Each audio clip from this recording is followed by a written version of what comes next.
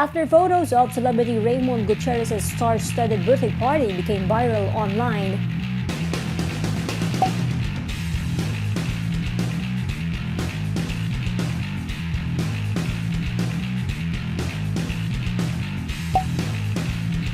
Taguig Mayor Lino Cayetano has ordered the closure of La Picara.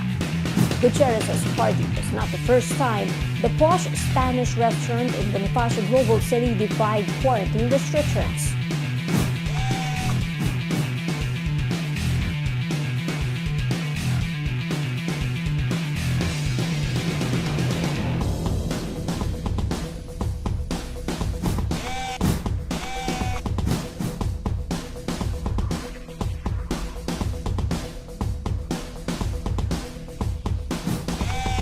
Cayetano said the restaurant has been breaking health protocols since September 2020.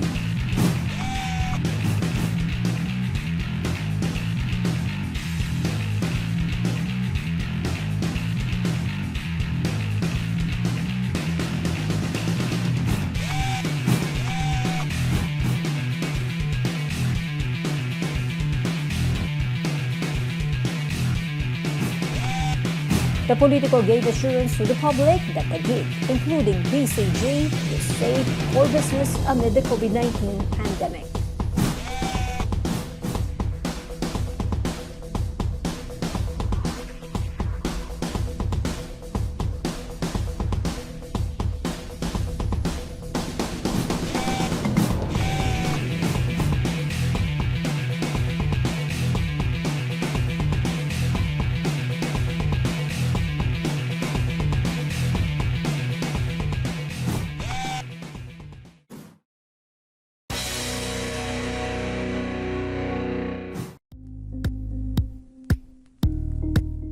Thank you for watching Politico TV. Please like and subscribe to our channel for more videos.